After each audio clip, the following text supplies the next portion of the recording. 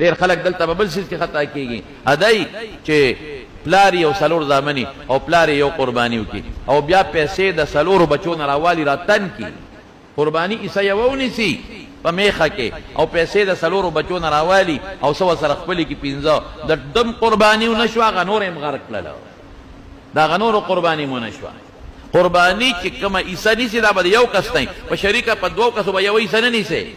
بعضې وروڼه په کور کې پیسې راجمع کړي او په شریکه عیسی ونیسي یو نیمه پیسې یو ورور کې نیمه بل کې او په شریکه عیسی ونیسي او چې عیسی راوړي نو بیا په منځ کې نیمه کې که چا دا لوبه وکړله نو خپله قرباني هم غرقه کړه د هغه نور هم غرقه کړه او که چا د غوښې نیت وکړه چې غوښه به راوړمه نو خپله هم تباه شوه د نورو خلکو هم تباه کړه غوښې نیت به نه کوې نیت به خالص د الله دپاره کوې ان صلاتي و نسکي و محیای و مماتي لله رب العالمین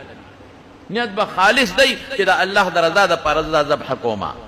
بالکل خالص د الله د رضا دپاره او دا هغه طریقه ده چې ما ته پیغمبر مبارک خوله کې راوله د الله د رضا دپاره نو دا قرباني شوه او که نیت دی د دې چې غوښه به وکړم نیت دی د ریا دی چې ما خو هلکه قرباني وکړه دا مې وکړل نیت دی د ښودنې دی ورې قصه دې ګډه وړه شوه نیت به خالص د رب العالمین دپاره کوې د کافرو دا رواجو چې هغوی به د بوتانو په نوم باندې څاروي حلالول مونږ به د بوت او د غیر الله په نوم څاروي نه حلالو مونږ به صرف او صرف د الله د رضا دپاره او د الله په نوم به څاروي حلالو نو په دې کې لږ سوچ وکئ ښه که یو پلار مالدار دی او زامن یې ګټه کوي او ټول شریکوال دي دې وخت کې شریک دي خو د هر چا پونچي جدا ده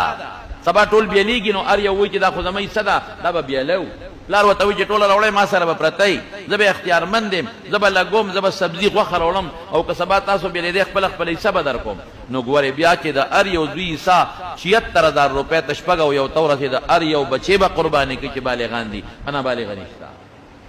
نو دې کې لږ زما وروڼو احتیاط وکړئ ګورې په دې څیز کې او چې بیا څاروی لالوې نو بهتره طریقه دا ده چې مخ ولې قبلې طرف ته کا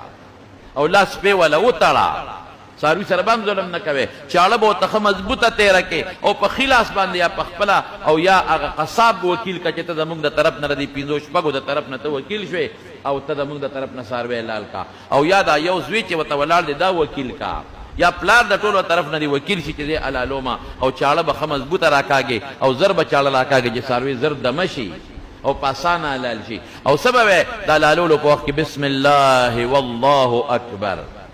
رسول الله مبارک دقه سے فرمایلی بسم الله والله اکبر واو سره او که بسم الله الله اکبر و کافی ده که صرف بسم الله دی وی کافی ده که صرف الله اکبر دی کافی ده زمون خلق تکبیرات تشریق وی الله اکبر الله اکبر لا اله الا الله والله اکبر الله اکبر ولله الحمد ټیک ده یو مستحب ذکر دی خدا د ذبح په وخت کې د دې تکبیراتو د پیغمبر مبارک نه ثبوت نشته